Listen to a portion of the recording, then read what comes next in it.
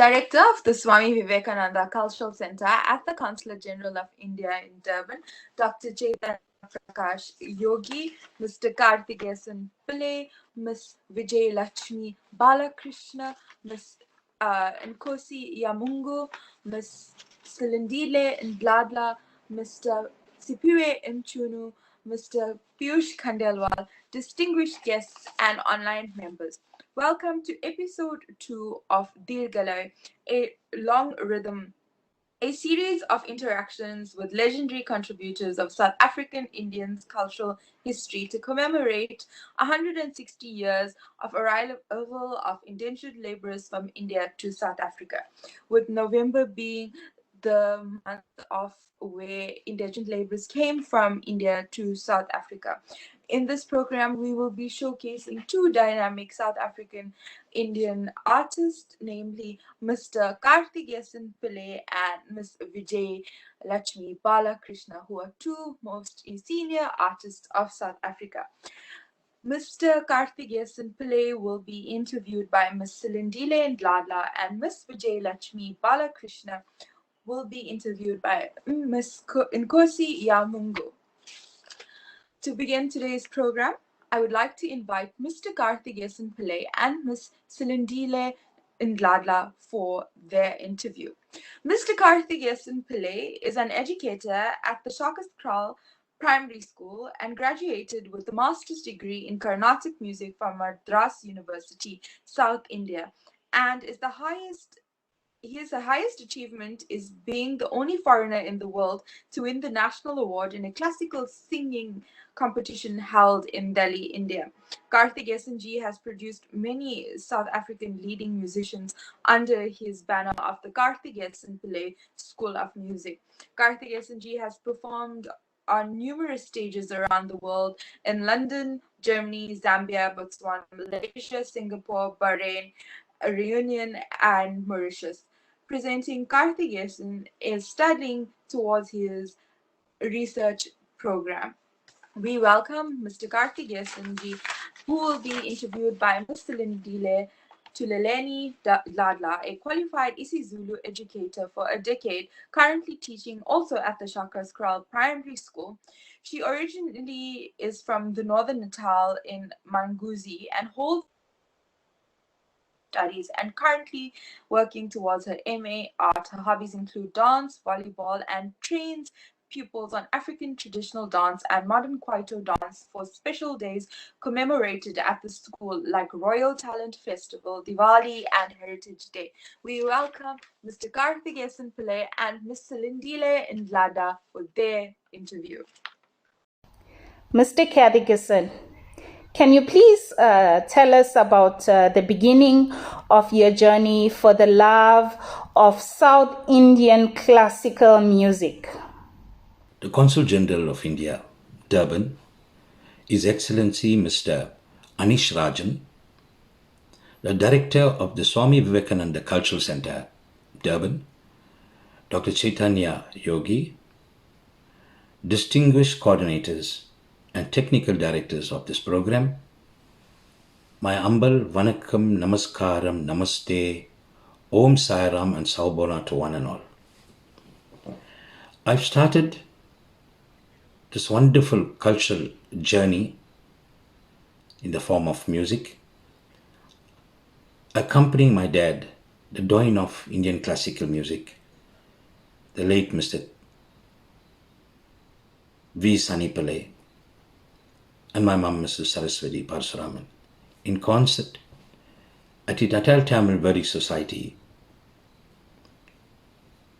celebrating Subramani Bharatiya's program.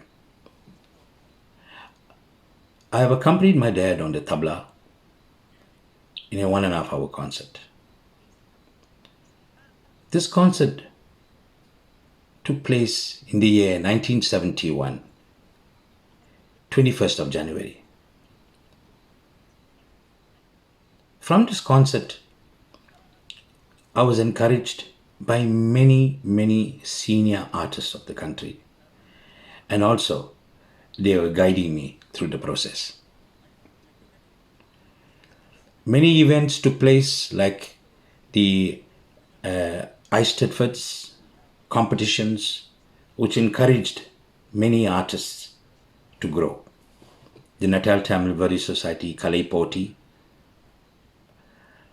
the Indi Sisya Sangh Indi Eisteddfod, Andhra Mahasabha Telugu Eisteddfod, and not forgetting our schools, our education system, where we had competitions taking place at the Springfield College Music Department. It was a beautiful journey because I had the opportunity of meeting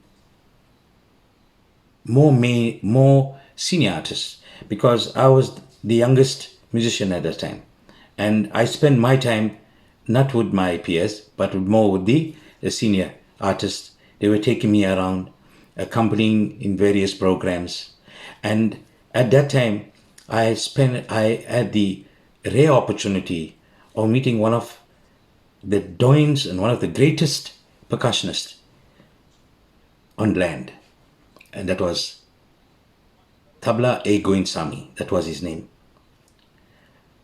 I believe that I sat on his lap and I played the tabla. So this was a great start for me. This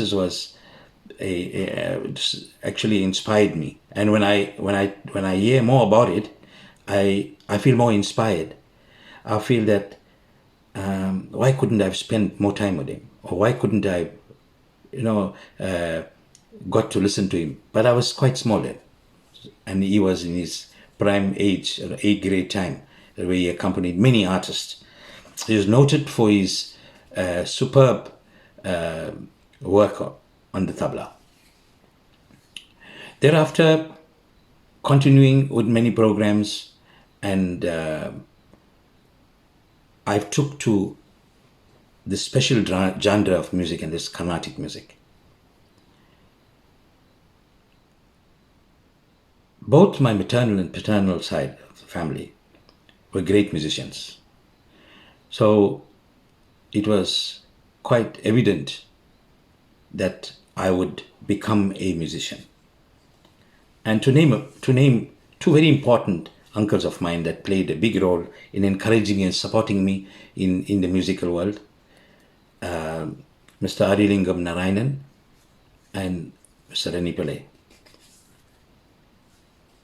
They were more involved in my career as a musician, and they ensured my movement of playing tabla for various programs continued in the right manner. Uncle Ari, or Arilingam Narayanan, he would actually make me listen to Carnatic music most of the time. And the artist that he would encourage me to listen to is K.V. Narayan Swami, who was the vocalist, and Palka Drago, who was the mridangam. These two artists were evident in my music, because I would try to imitate them, try to listen to them perform, and try to reproduce whatever they were doing. So in this process, I was getting more involved in Carnatic music, and I was performing it frequently, so as that I was known more for singing Carnatic music. So tabla and mridangam together with singing was all over the place for me. Many groups and musicians would come and listen to me perform music, would come to listen to me teach it. So while growing into the music world, I had many students. My first student that I had was Uncle Shan Pillai, and I was barely 12 years old when I started teaching. I mean, I wouldn't say I knew everything to teach, but because people were so fascinated in the way that I was playing tabla, they wanted to learn what I was doing. So I had to start teaching little whatever I know. From that time, continuing right up to now. So for me, this journey is such a beautiful learning curve, especially in the Carnatic music. Can you tell us about your experiences through studying and learning this Carnatic music? Inspired by my dad and my mom, I've decided that I wanted to go further in studying this music.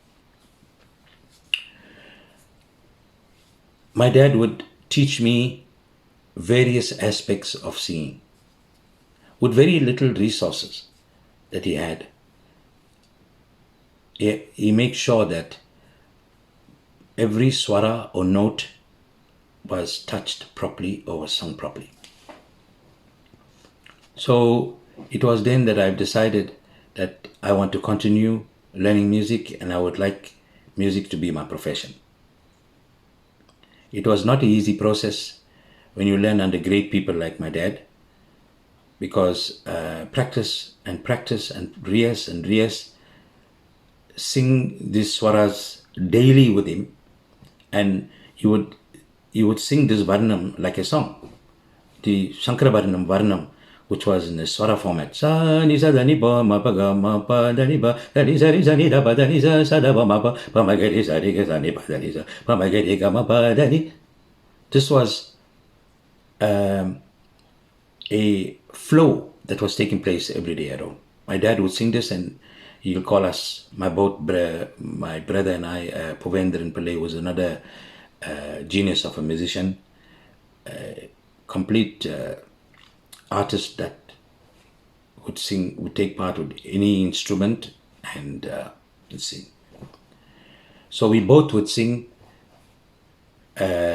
repeat what my dad would sing. And then we got so involved, and it was Carnatic music, and eventually I started to sing swaras, that creative swaras. Because of this process of practicing, I was so involved with it, that involved with the swaras, that I'll be singing even I'm going to school, or even I'm playing whatever I'm doing, I'll be singing notations. So it was something that was embedded from a very young age, and that was due to my dad. Surdhi Mata Laya Pita was something that was instilled in us. Surdhi Mata means the sound is the mother and timing is the father. This is both that goes together. And he ensured that this is the thing first that you should have in you as a musician.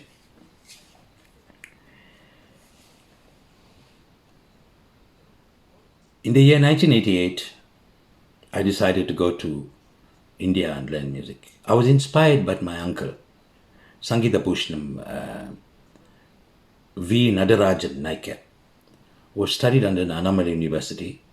And I was so inspired by the way he sings Tamil Kirtanes and Thevarams that I said I must go to Annamalai University. And that's what I've done. 1988, to the help, to the assistance and sponsorship of the raise removals through FM Reddy and family, who made it possible for me to go to Annamalai University and study. I'm very, very grateful to Naina for that.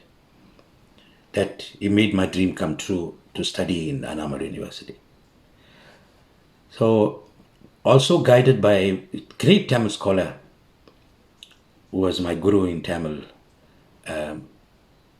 Saiva Pulavar, the late Dr. K. Chinappan, who made it possible for me to be in Annamalai Nagar, learning Tamil from him, because it was so difficult for me to understand what was going on with the language in Sidambaram. So my guru, Dr. Chinappan, made it so easy and possible for me to speak it by conversing and teaching me slogans and tirukkurals so that I could understand. Annamalai University was a beautiful place where we all started to learn under great, eminent gurus. What a process of study. What a process of practice. Pariche, practice. What a process where we all had to be consistent with our work. In a very primitive manner, we had to start practicing. Primitive standards of living, meaning it's going back and living under tight conditions. It was that process of discipline where you had to take into consideration that nothing comes easy. Today we are so inundated with so much of social media and Google search and many resources that are so easily available. But in those years that when I was there, and many more that studied in that time, found it very difficult. There was no Google. So you had to read, you had to practice. My practice sessions were 7 to 8 hours, probably 9 hours a day, practicing. Practicing to try and make it perfect. Nothing is perfect. You got to make sure that you go through the process practicing. And we had great gurus so that we can, great gurus who are teaching us the experience at any given time. And I was so privileged that I had gurus at the Annamalai University, Professor S.P. Parthasarathi, Vodavar Jnana Pragasam, the great Dr. Kittava Pillai, the Bharatanatyam, Tanjavur Quartet, K.P. Sivanandam, one of my Mridangam gurus at the university, Vidwan Ramanathan, A.S. Ramanathan, and our lecturers, Tirumadi Saraswati, Tirumadi Shyamala, who gave us this opportunity to improve in our music, to love the music. And importantly, they taught us how to respect the art. Devote yourself to the art. We were so privileged also to have visiting professors like Sangeeta Kalanidhi, Tanjavur, T.M. Tyagarajan, T.K. Govindarao, Shankar Iyer, Professor S.R. Janaki Raman. And these artists were of note. We took, it was so important for us to take advantage over these great people. And thereafter, I got introduced to Tanjavur S. Kalyan Raman. He was one of the great musicians. He was my guru. And ultimately, I was searching for one special person that I've heard when I was in South Africa before going to India, and that is my present guru, Padma Bhushan, Sangeeta Kalanidhi, Madurai T.N. Seshagopalan, who I've started to learn from before I go to India, listening to his cassettes and watching his videos. And also, when I got to him, it was no turning back. It was advanced work with him, strenuous work with him. A guru that there's no turning back with. And also the important thing is that he spent time with me in South Africa. He stayed with me, and it was that relationship with my guru. Guru Bhakti, Guru Parambara. Guru always teach you good. Guru always lead you. And my teacher would scold me, uncontrollably scold me, so that I keep to practice. Thank you so much. Can you speak about your experiences of practicing and performing during the apartheid regime and post-apartheid regime? It was during this apartheid era that I left to India in 1988. It was not an easy process because we artists in South Africa, we didn't have access to artists from overseas. And artists in overseas couldn't come down at that time. So we felt it very, very difficult to liaise with artists and advance in the music. It was just mere through listening to LPs or cassettes. So this was our resource. So having been introduced to very few artists like particularly Murugadas, Larkodi Swaminathan, T.M. Soundarajan. So it was these artists that enhanced us, and thereafter we had to wait. So I left to India hoping that I could come back to South Africa and do Indian classical music as a profession. So I studied at the Annamalai University doing my B music, and thereafter to Madras University doing my masters in music. Fortunately, I returned to South Africa, opening music schools and hosting many students. Some of them have gone abroad, started their musical career in other countries. And what a process to teach students. But it was a process during the apartheid system, where the apartheid era, where we couldn't perform freely. One incident I could remember very clearly. It was on the 31st of May. Aldin took place, I think it was in the year 1985, 84, 85, where we were asked to play in Ladysmith, Northern Natal. My family, that's my mom, dad, my brother and I, were asked to perform.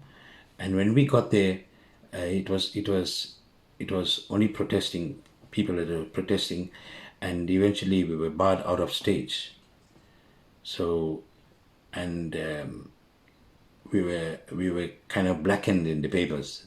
Our names were in the paper that we must not perform anywhere, not given concerts and programs.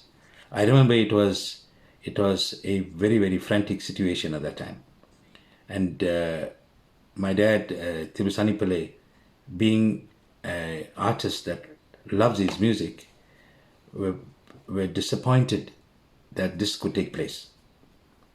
So those experiences that we had to go through to try and project our music.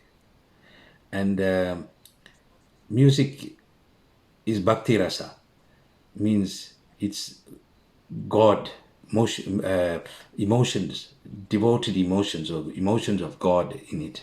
We practice this type of music so that we can project our divinity in the form of sounds.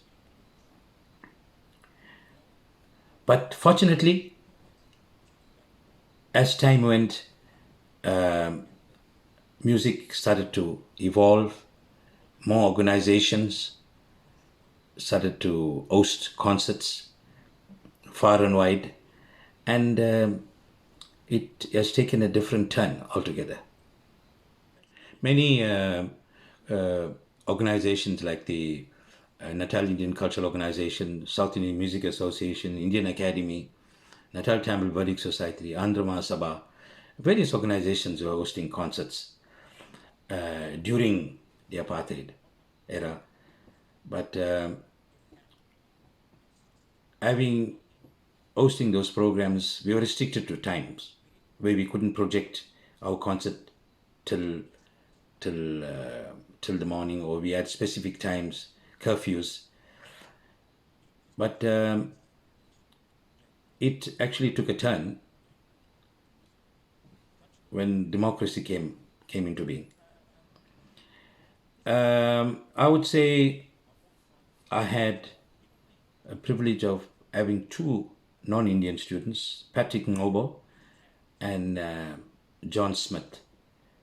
Patrick Ngobo is from Wyabank, a very dedicated student who started Carnatic music with me for 4.5 years.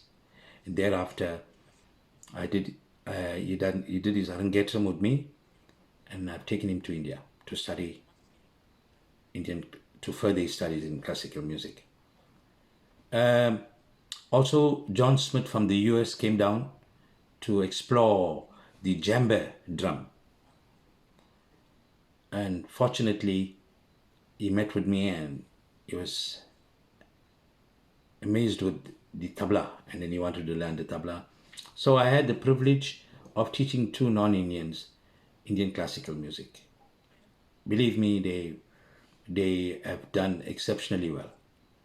So there was no challenge with either one of them, because they could understand. They were so involved with the music and they were so committed. So our music went through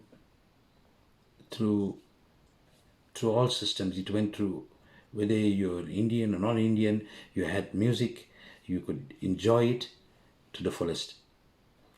And having taught Patrick Ngobo, we actually did a composition together, and that the composition was, he wrote the song in Zulu, and I've tuned it. I had to sing a few words for you. Saubona Sai Baba Minangkya Gutanda Baba Saubona Sai Baba. So I've set this tune in Ayir Ragam Ayir Bhairavi.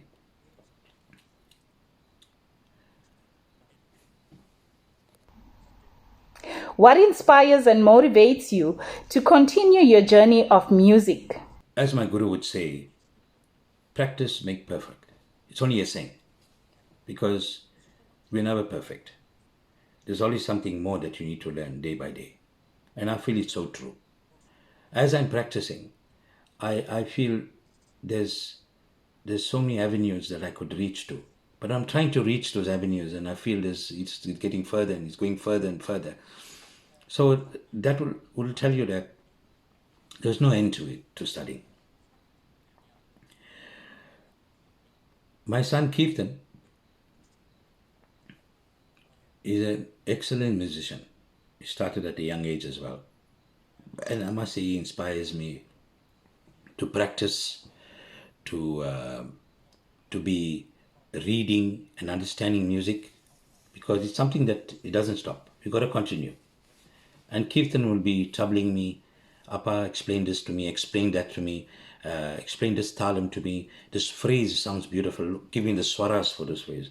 So this is kind of, to me, this is very inspiring, because music to me is Vedic. You know, in Swami Tyagaraja, he is in some of his composition, he says, Sangita Dhyanamu Bhakti Vina in Ragam Danyasi. Sangita Dhyanamu Bhakti Vina, Sangita Dhyanamu Bhakti Vina. He explains, he says, music is divinity. Music is divine. So if you're singing music, all you should think about how divine it is, what you're projecting it. It's also a spiritual experience. Music is spiritual, because when you're singing, you're only singing words of the divinity, words of God. Ram, Krishna, Saraswati, Shiva, Vishnu. All names are brought about in classical music. There's more devotional aspect in classical music. More of it. So, I would say the journey is wonderful, where you have many youngsters who are taking up music, and I have many students who are babies, 4 or 5 years old. To name a few of them, I have this child by the name of Kainish Modli. Is so brilliant. He's only 4 years old, and his take to swaras is fantastic. If I sing a phrase, gama ba da ba, he reproduces instantly. So this is something that to me is it's a divine intervention of God to have a child who is like a magnet to take music to this level. Many students like this. Kainis, Arshan, and a few others. I could name them all because it's a wide spectrum of them. Students must continue the legacy. My appeal to all students and various gurus, instill the Shruti Mata Laya Pita in the students, and also instill the Guru Sishya Parambara. Guru Sishya Parambara is that aspect is so important because we have to respect our teacher, no matter what it is. Respecting the Guru, because the Guru's path or the Guru's duty is to make something out of the student. The student who wants to learn music in this context, I'm talking about music. A student want to learn music must go through the rudiments, must go through the process unconditionally, must accept the Guru. The Guru will be difficult, Guru will be hectic, but your purpose is to learn from the Guru. Learn the aspects that you want to learn from him in terms of your music.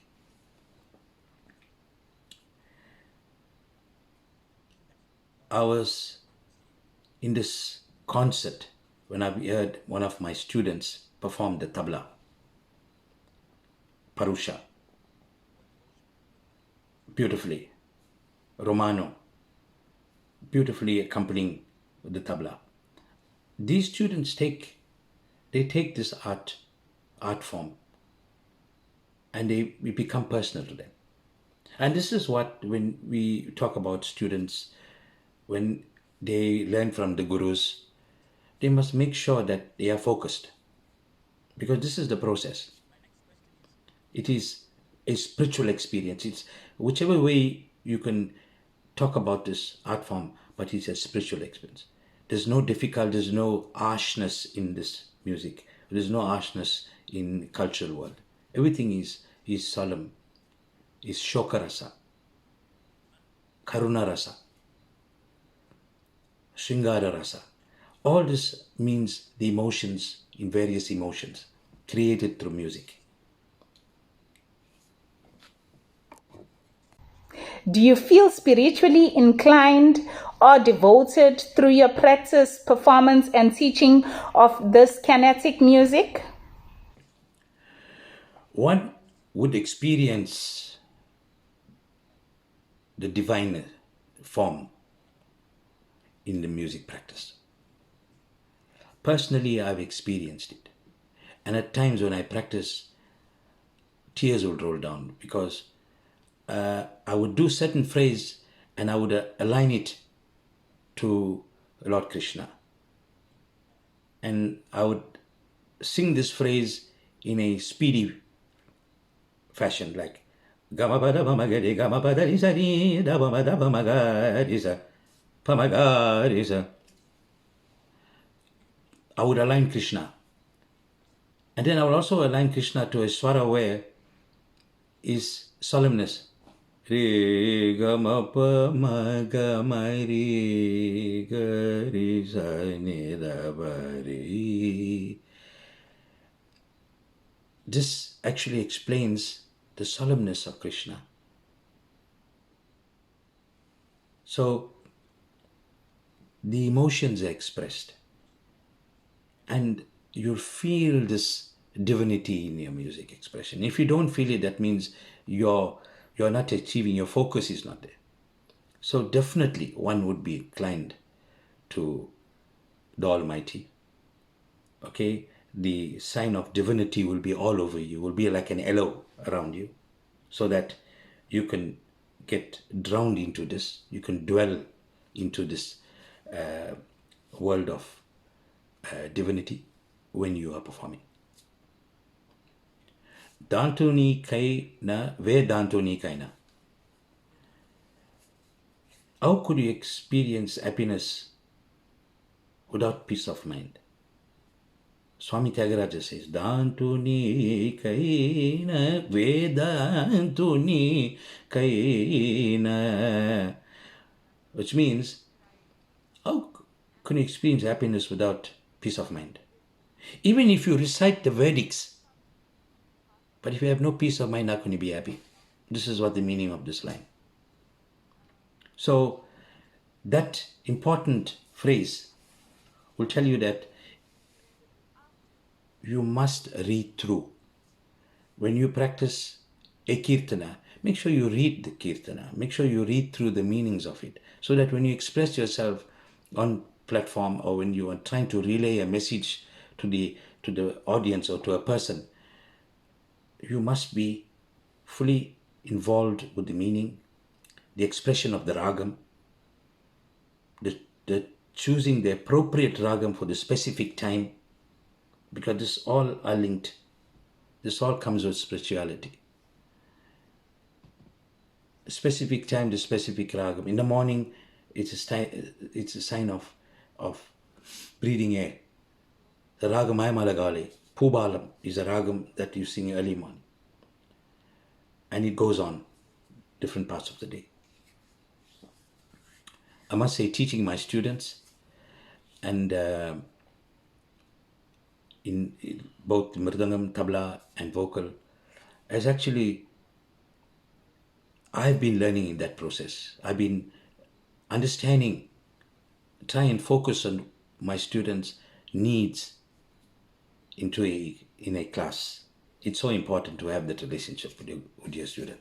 And I'm very privileged and honored to have taught many students who today are performing very, very well and continuing that legacy. Kirtan is one of my students as well, and today he is also performing very, very well.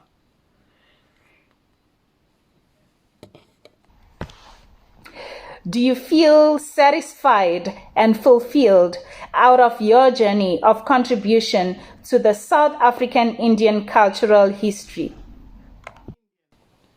Most definitely, I do feel satisfied. I do feel fulfilled in terms of propagating the art and teaching students, because this is what my initial thought, that I must learn music in the motherland, come and impart it with others. And I would love to do it in a much larger scale. Hopefully that music could become in the curriculum, or could go up to the university level, where we musicians who have studied in the motherland could impart it in a more professional and a permanent manner. Of course, it is still our journey to continue propagating, continue researching on music, bringing about a collaboration, because we're in a multiracial country, and it's nice to exchange our thoughts in the musical world. Like Patrick and I, we did Sawubona Sai Baba, where we did the words with Zulu words and Carnatic ragam influence. This kind of mixed genres of music could be very healthy to the younger generation, where they could experience both genres. Fortunately, in India, we are subjected to South India Carnatic music, Melisai, light music in the South Indian languages, and towards the North India we have the same in Hindi and Gujarati, etc. But in South Africa we have multilingual. It's a multilingual country, where we must also try and impart our Carnatic music. It must have its authentic format, where we could merge and enjoy music. Once again,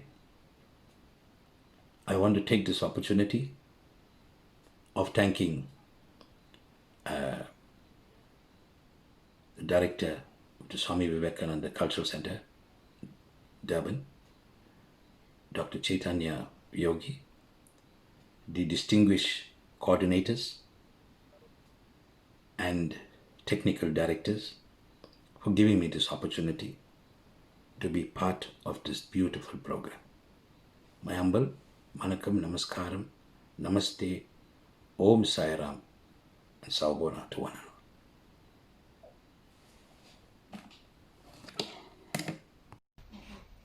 Mr. Kadhigasan Pillay, thank you so much for such a well-informative information that you have shared with us, which is not only going to benefit the youth of today, but it is definitely going to influence generations to generations that are still to come. We thank you for being the legend that you are. We thank you for sharing the experiences that you have encountered, which are definitely going to motivate us to continue to aspire to become better people in the music industry.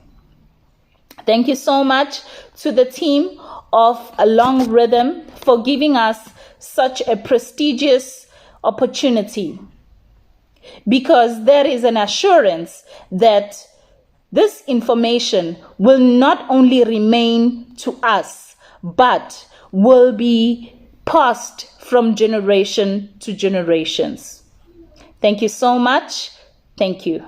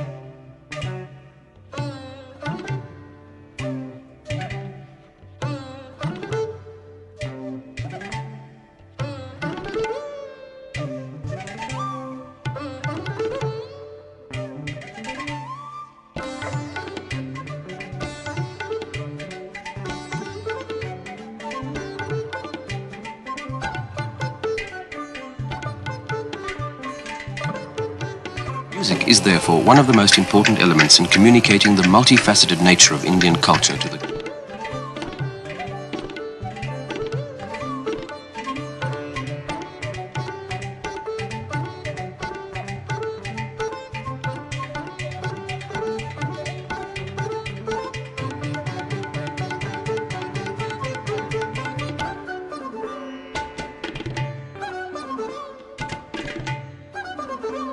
program. It's not always possible.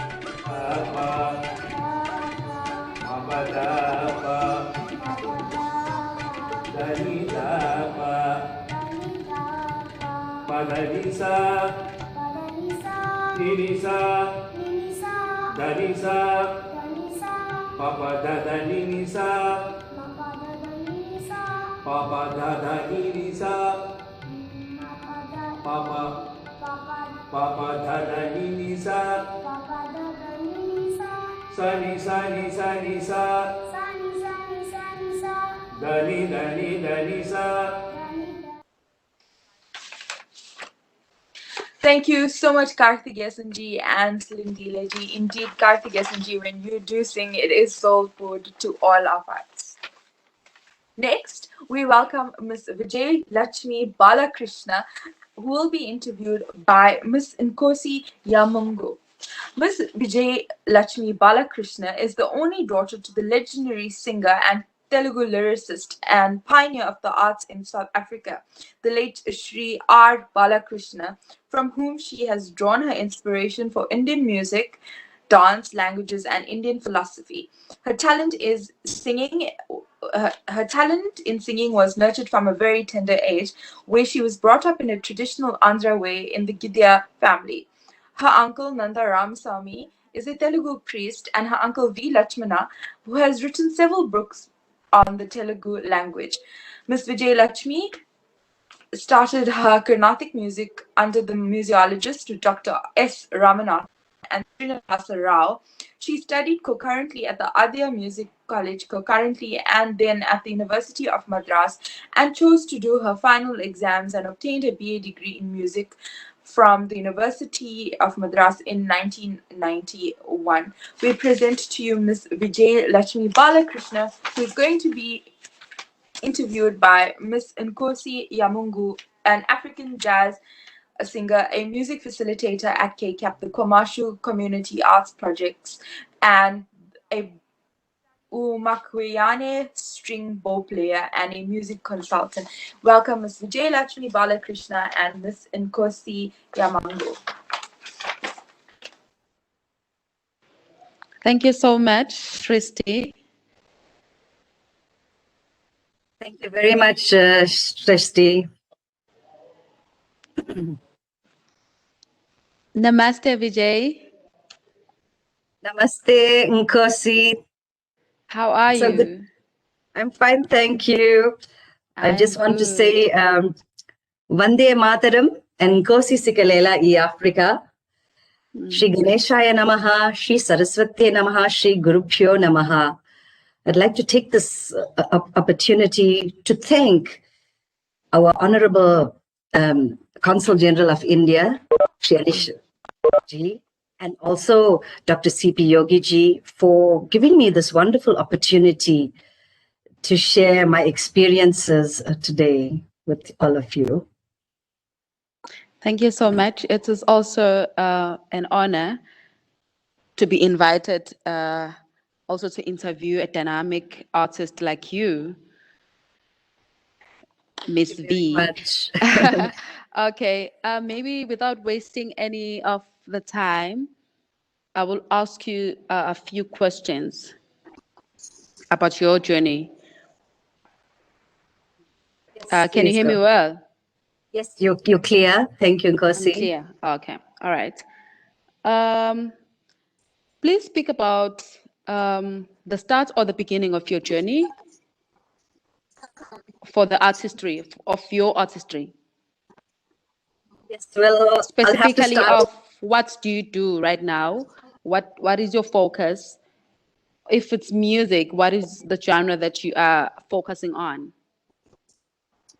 If I have to start at the beginning, I have to start right at the beginning, and that would be to acknowledge my forefathers for coming here, enduring a lot of difficulty and hardships. My great grandfather, Gidia Tata, he would sing with his tambura at regular satsangs, I was told. And then, we had the Cloud Hari Bhajan group, and that's where, as a young child of 3 years old, I started singing. And my late father, R. Balakrishna, was a legendary singer as well, together with his brother, R. Nagia. And my mother, too, Amaravati Ramsamy, was also a singer. So I think it Oh, was only wow. natural for me to adopt this because I already had a great love for mainly Bhakti Marga in singing. And so I started at the tender age of 3 years old, being very involved in devotional singing, not particularly in Carnatic music. But that's where it all stemmed from. And, and my interest grew over the years. And I was nurtured, my talent was nurtured by my parents. Oh, wow. And that's great. I feel like that's really great because I'm also a musician. That's what we have in common. But Yes. my parents, I don't come from a musical family. It's just, I just learned through the journey to sing, and also I fell in love with the music. But can you tell us about your experience of learning and study the music? Yes, well, as I had mentioned earlier, I did not have any formal study in Carnatic music, but the love for Okay, the music was there because my father used to sing some Carnatic I get music, it. and he learned from the long play records and things, because in those days when dad was around, he started a group called National Entertainers, and that's how these band groups started, doing light music and semi-classical together with a little bit of devotional music. And so I used to go along with my dad just to sing at several functions and festivals. And side by side, dad knew that I had this great love for music and also for dance. And so I learned under the Sri J. Lakshmi Naidu, and through her niece Surya, Professor Surya Governor, and through Yogambal Singaram. So I concurrently learned dance and music whilst in South Africa, going to Tamil school and then learning Telugu from my dad, and also attending satsangs at the Divine Life Society. And Swami Sahajananda, the spiritual head at the time, he saw my talent and he told my mother, Vijay Lakshmi has got this keen interest, maybe send her to India and she could study there. And because I used to go around singing as well with Sri Jayaram, who's now Swami Loka Sangrahananda, and he has the Vedanta Institute. And so my parents took it upon themselves to send me to India to study. And I also must acknowledge the fact that, we sang at the Andhra Sabha Eisteddfods, at the Tamil Vedic Society Eisteddfods, being involved Okay. in our Bhajana tradition.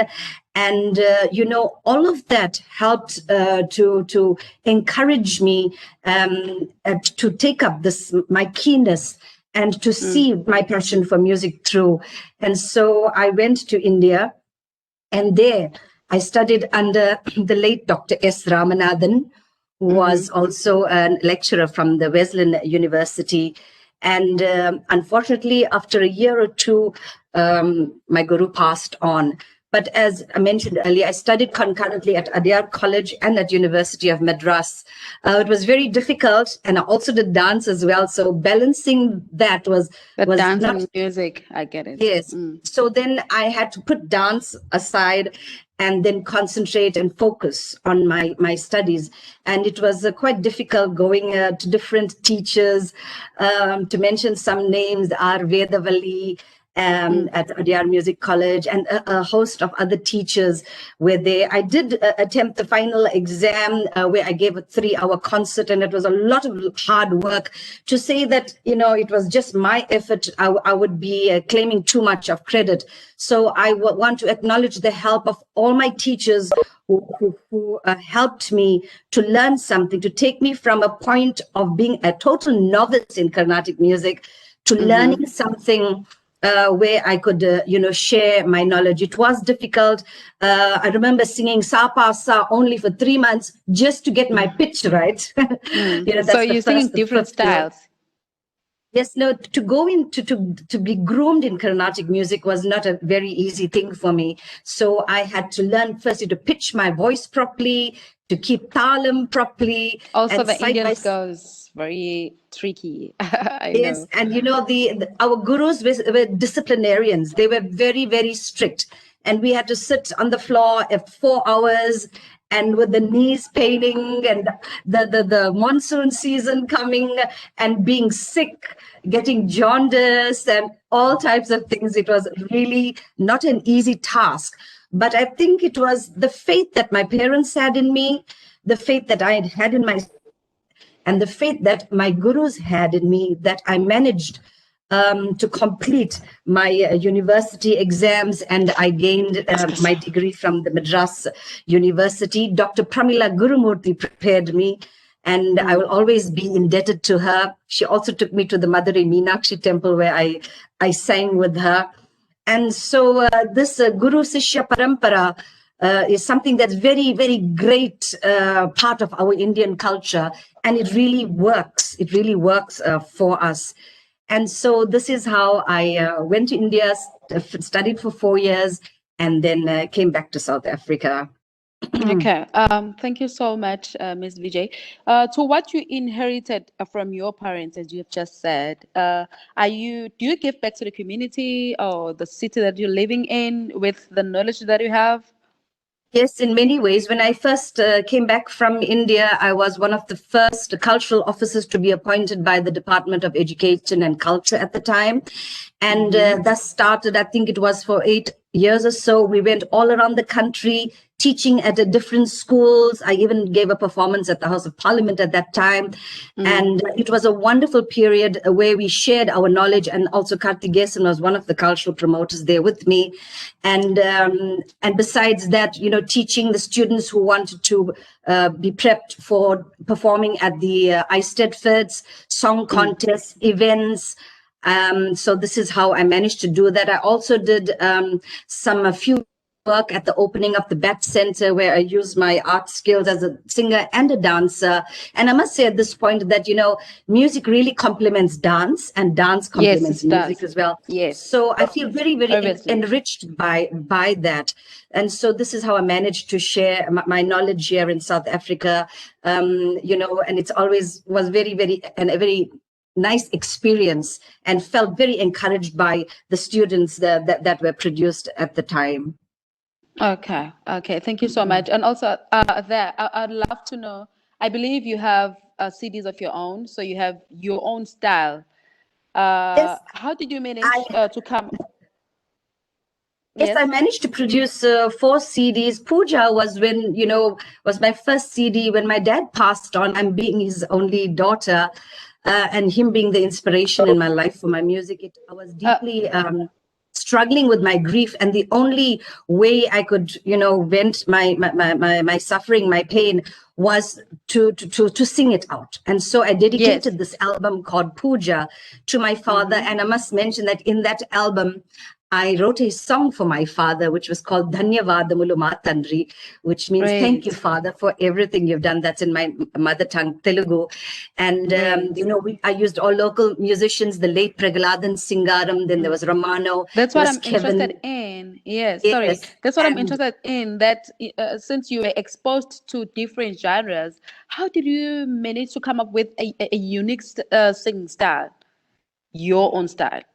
My own style, I think it was learning from different gurus. If I thought a guru was the Tirupugur so nice, I went to them. So another teacher who did the Tyagaraja Kriti nice, beautifully, I also learned that. And so I put all of these together. And so my favorite style of singing, besides being a Carnatic singer, I love singing a classical devotional. It does have a great appeal. I must say a larger appeal, I would say. In South Africa, Carnatic music is appreciated by a huge audience. But I found that personally, the response I got from singing a semi-classical and devotional was greater, and the people were saying to me, Vijay, you're not recording, what's happening? So I put this together, and I recorded in 4 major languages, which was South Africa, namely Tamil, Telugu, Hindi, and Gujarati as well. So this is how I wanted my first CD to be. And then Gana Manjari was some of my live performances that were put together by my uncle V. Lachana. And he said, you know what, the people are out there, do it. So I let that go. Thereafter, together with 2 musicians from India, who were down at the time, Sri Surya Narayana and Mridangam, and I recorded in that year, and that was 2 albums, Swaranjali and Swaramritam, and here I sang mainly pure Carnatic. It was a wonderful experience for me. I felt so humbled that these great musicians were singing, supporting me to do this album. And I'm eternally grateful for them. And yes, on that cover of that CD, I managed to put the South African flag and the Indian flag. So that was a very wonderful moment to me, recording those CDs. That's very great. That's very great, Vijay. But do you feel satisfied or fulfilled out of your journey contribution to the South African Indian culture history? Satisfied in a way that I have done my work. Well, I'm also a presenter on Lotus FM, and because of my musical capability, I'm able to choose beautiful songs and play to my listeners out there, and also working with them. But I think in being a teacher and a singer, it's an ongoing thing. You know, satisfaction, it's an ongoing thing. And you've always, as an artist, you've got to raise the bench. The pole. So you have to lift your standards higher each time. And so it's an ongoing contribution, you know. And so in terms of satisfaction, I think for any musician to say that they're totally satisfied, it can't be true, because everything is evolving and you're developing new styles and new communication skills now with social media around, and we'll be connecting with the entire world, and people overseas are connecting as well. And it's good to see some of my friends and my students from overseas who are connecting with me again and bringing back also all those wonderful memories I had from teaching overseas as well. Yes, that's great. That's great. And I see you also work at the Lotus FM. Yes, Lotus FM is an SABC station, and I'm one of the presenters. And I present the Telugu language program, and sometimes the cultural program, which is called Bhakti Sangeet. And that's where my knowledge of music, my knowledge of Indian philosophy and culture comes in. So, you know, I get a chance on air to use my skill. Very great, because I really feel like it is very important for us as artists to give the knowledge that we have to the generation, so on and so on. Yes. Sorry, we must also remember that, you know, as deep as we feel about our music and our culture, especially when it comes to youngsters, they are facing a tide of modernization, and which is not all the time good for them. So to keep them rooted in their culture through music, dance, artistry, poetry, it's a very, very important thing, because this can impact their lives, and they can thereby become very rich and contribute to society as well. So I think to neglect music and dance it's a bad thing. These are things that should be promoted And, I make an appeal to all our cultural organizations out there who are watching this to, nurture this in especially in our younger generation. This is what can keep them, away from things like drugs and alcohol abuse. And it's been proven that, you groom them in a certain manner, and to work with them start from young. So, we are there, and, we are all ever ready to help. Although it is difficult right now due to the coronavirus and due to social distancing that we have to observe. True. But still, we can develop methods that can help us with this. Because also remember that we as musicians, we come with the knowledge, we call it Nadopasana, which means worshiping God through music, through sound. And so we have studied this as well. Yes. Yeah, we have studied the intricate art forms. We studied the different vibration that each swara has, and the healing properties of raga. We have this, and this is why we tend to be spiritual, meditative, and I think this is why people are drawn to us as well. And so, Yes. in a certain way, I had this discussion with the doctor, and I said to him, yes, you all can heal the physical, and we can heal on a spiritual level and a mental level. Yeah. All the time, yes. We do both on the physical and also the spiritual part, also mentally, because lately most of artists are diagnosed of the depression, which I think if we do more of the practicals like music, also composing, when the mind is busy with artistry, it gets released from the stress. I believe also to teach our kids from the very young age as well that artistry is everything. Artistry is life. Music and dance releases stress and keeps the motives all Definitely. the time.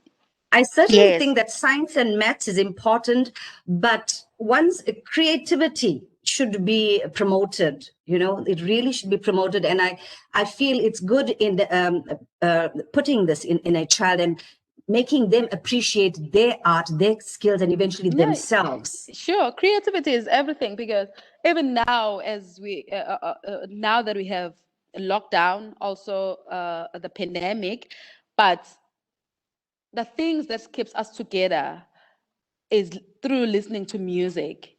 It's all through the internet, all through the radios, all through TVs and everything, which keeps us busy when we are at our homes.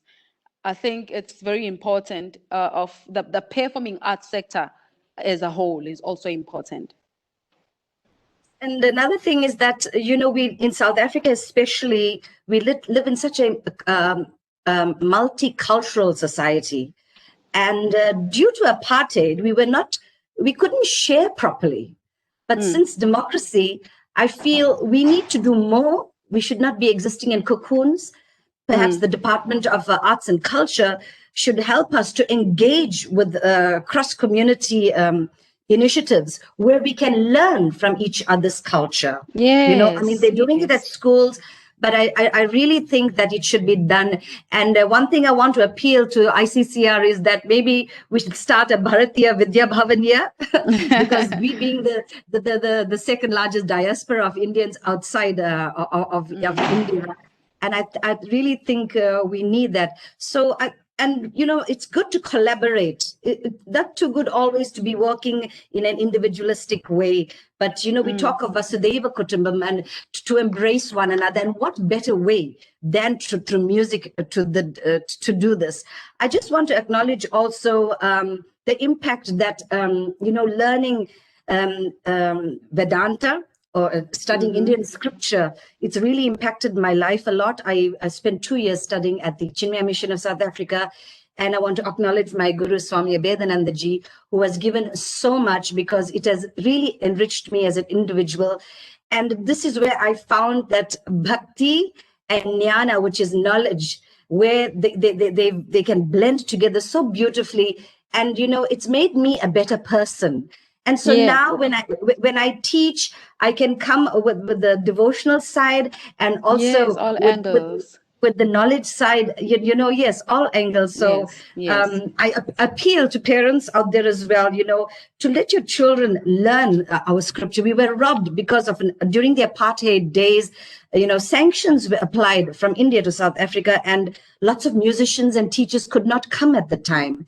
And so we struggled. And this is why people like myself, Karthikeyan, Srimati Yogambal, we had to go to India to learn, and we learned there and brought this back. But now with the doors are open, we look forward to having more teachers, more performances. And, maybe when an international artist comes down, the promoters should put one of the local musicians together on stage with them, just for fun's sake, just to raise the levels. Yes, very true. I feel like even myself, I can learn a lot from you. So I feel like we can do collaborations together anytime. Yes. Maybe we can even through the phones, because we cannot engage physically the thing is, all and I the time. Say it in all humility, what we know is just a drop in the ocean. There's such a vast ocean out there for music. And what's wonderful about social media is that we're getting to see all these great artists. We're getting to connect, getting to perform on Facebook. So all this is very nice for us. And I appeal to people out there, great gurus and singers out there, when we perform in South Africa, and if we make mistakes, we should be forgiven, and people shouldn't be too critical of us either. But we do try, and I think that the fact that we endeavor, knowing fully well that people, vidwans, are listening to us out there, and we're leaving ourselves open to criticism, it's a big deal. It's a very big deal for us to sit bravely on stage there and to sing. And, we try. That's all I'm saying. Thank you so much, Ms. Vijay. Thank you very much. And also happy Diwali and you and your family. Yes, let me take this opportunity to wish everybody listening to this a very, very happy Diwali. Asatoma Sat Gamaya, Tamasoma Jyotir Gamaya, Mrityurma Amritam Gamaya. Let us welcome the light of Lord Rama into our lives. You can see I'm dressed up in very festive mood, just because it's the holiday. Yes. And once again, I really want to thank Dr. Yogi and the Indian Consulate for giving me this wonderful opportunity to share some of my musical journey with you. And we look forward to working together with the Indian Consulate. And Mana Sampradayalu Vardilali, let our tradition, our Sanskritam prosper. Thank you so much.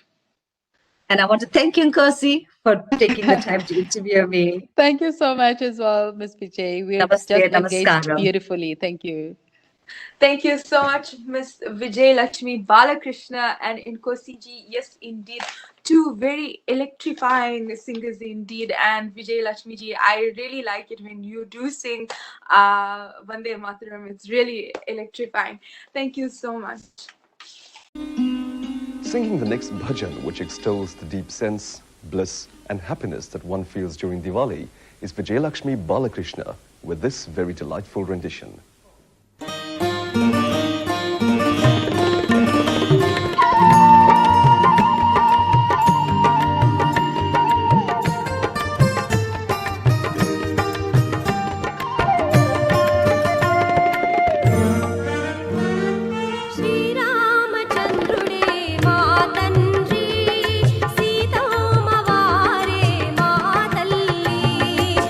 Ram Chandrude Matanji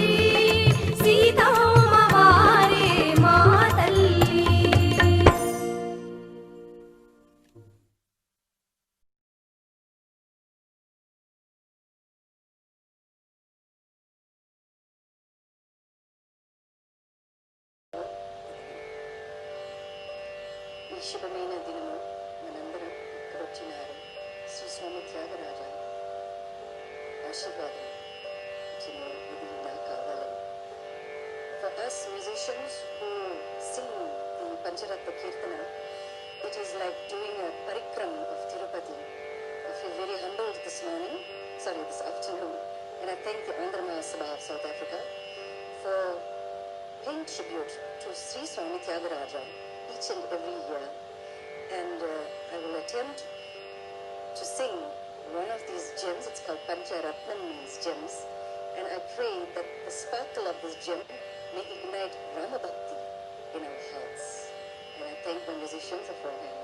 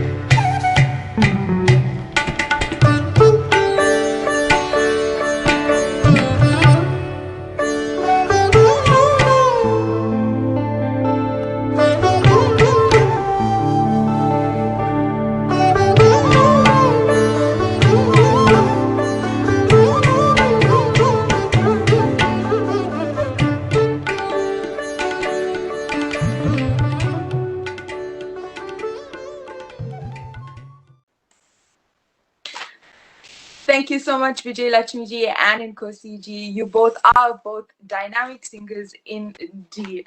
We have come to the conclusion of today's program of episode 2 of Dirgale, a long rhythm. Please stay tuned to SVCC for the rest of the episodes of A Long Rhythm. We've come now to the conclusion, and we would like to introduce Mr. Sipiwe in Chunu of the Swami Vivekananda Cultural Center at the Consulate General of India in Durban for a vote of thanks.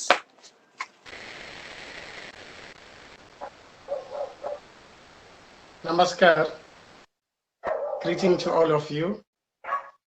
On behalf of Swami Vivekananda Cultural Center at the Consulate General of India in Durban, I am honored by the opportunity given to me to deliver a vote of thanks on today, episode 2 of the program Long Rhythm. Allow me to thank Ms. Vijay Lakshmi Balakrishnan ji for narrating her story on the Indian culture. She is a senior musician and also a legendary contributor of South African Indian cultural history. She gave a sterling interview today. She took us on her journey, and we fully understand that her journey was not easy, but she managed to pay the way through. So she is the biggest contributor to Indian culture in Durban in South Africa. This sterling interview was conducted by Ms. Nkosi Amungu. She also did a sterling job in getting all the necessary information from Vijay Lakshmi Balakrishnan ji. So, ma'am, thank you very much. You put us through now on your journey. We know that there are so many things in culture, but with you around the Indian culture in South Africa, in particular, will always be there because of your efforts. Whatever you're doing, ma'am, it will never go unnoticed. The Indian culture will be there because of you. And also allow me to thank Sri Kathikasan Pillai for taking us through his journey in the Indian culture. He is also one of the great musicians, and he is also a biggest legendary contributor on the Indian culture in South Africa and in particular in Durban. Thank you, sir, to both of you, to both of these two legendary musicians. You are saying Dhanyavad for all the contribution you are doing. Thank you to both of you. Also like to thank Director Chaitanya Prakash Yogi for making sure this today program is going smooth. Thank you, sir, for your contribution and all your effort you are showing on promoting the Indian culture in Durban. Dhanyavad, thank you, sir. I'd like to thank Srishti ji, also my colleague from SCVCC, for also doing a sterling job in doing the program directorship in this program. Srishti ji, thank you ji, Dhanyavad ji, thanks. Lastly, I'd like to thank our technical support under the tutelage of Sri Piyush Khandelwal ji. Sir, thank you very much for all your efforts. Reason why this show is running so smooth, it is all your efforts that you are putting on this program. Dhanyavad ji, thank you very much ji. Also, I'd like to thank Mrs. Silindile, who conducted Sri Karthigesan Pillai. The interview ma'am was telling, and you asked all relevant questions. Thank you for all the questions that you asked. Now we know where you are standing. Thank you, ma'am. Thank you very much. Lastly, I'd like to thank all our online viewers who participated in the program. We are saying to you, thank you for taking time off on your busy schedules, and you decided to be with us this evening. So we are saying to you, thank you very much. Please follow us on our Facebook page so that you'll know all our upcoming programs, and also please share our information to your family so that they will also join us online. On that note, I'm saying to all of us, thank you very much. Have a good evening. Namaskar.